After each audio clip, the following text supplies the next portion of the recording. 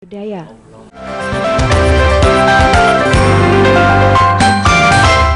Frustasi merasa kehilangan kepercayaan diri selalu menghantui penderita penyakit yang kronis.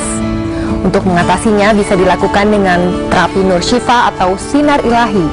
Dengan cara ini kedekatan kepada Sang Khalik semakin kita rasakan melalui zikir yang dilakukan dalam terapi ini.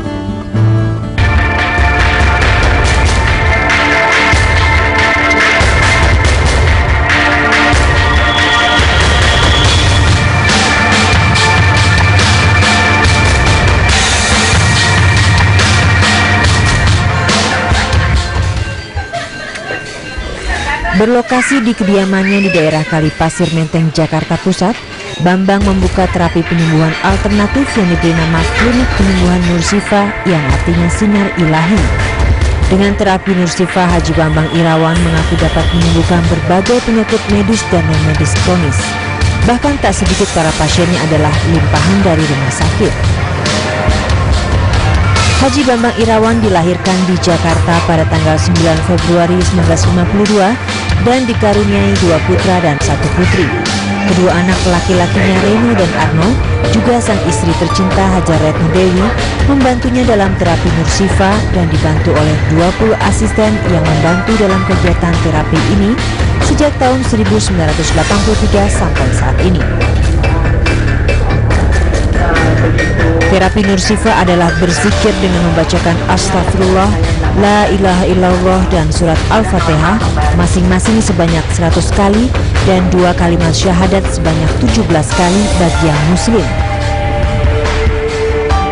Memohon keridhaan Allah dan meminta kesembuhan diucapkan dalam hati bagi pasien. Zikir terus dibacakan sambil memohon agar anggota tubuh digerakkan perlahan untuk membuang penyakit yang berada di dalam tubuh kita. Telur angsa digunakan dalam terapi ini sebagai kontainer yang menampung virus atau penyakit yang ditarik melalui telur. Telur terus ditekan sambil terus meminta permohonan pada Sang Ilahi. Pak Selamat adalah salah satu asisten dari Nur Syifa. Dengan sabar dan penuh keyakinan membimbing pasien untuk terus berzikir dan memohon kesembuhan.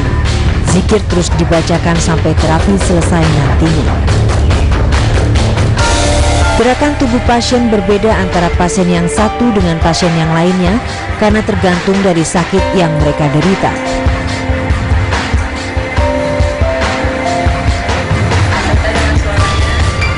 Haji Bambang Irawan membuka terapi secara langsung pada pasien dengan mengaktifkan Nur Syifa ke dalam tubuh pasien.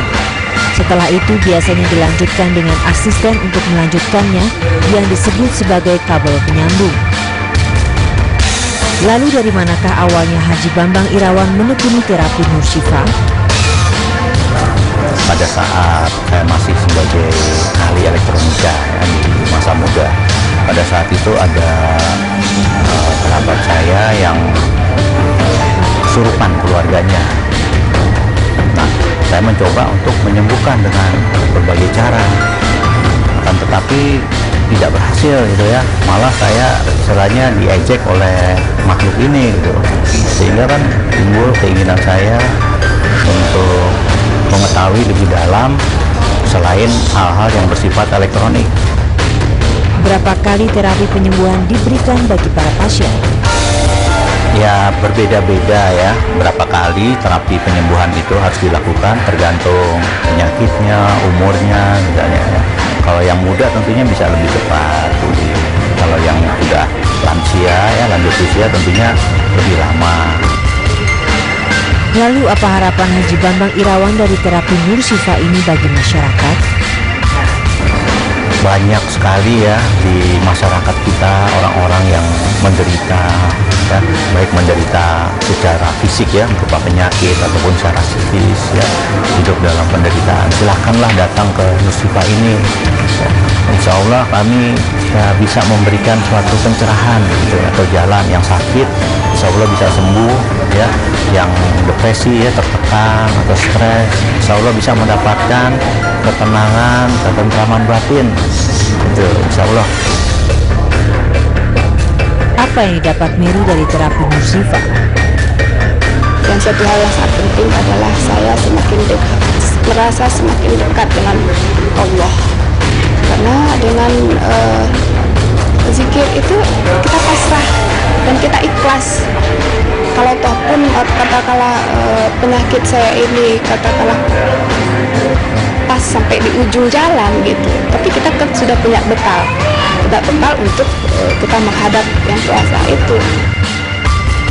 Selain dari daerah, pasien juga berdatangan dari luar negeri. Contohnya kedua pasien ini datang dari Singapura untuk melakukan terapi Nurshifa. Dalam 1 minggunya terapi ini menghabiskan kurang lebih 20 telur angsa. Selain telur, jamu juga disediakan kepada pasien yang memerlukannya. Energi ilahiyah yang telah bangkit juga dapat digunakan untuk berbagai hal untuk tujuan yang baik tentunya. Contohnya untuk hal berikut ini.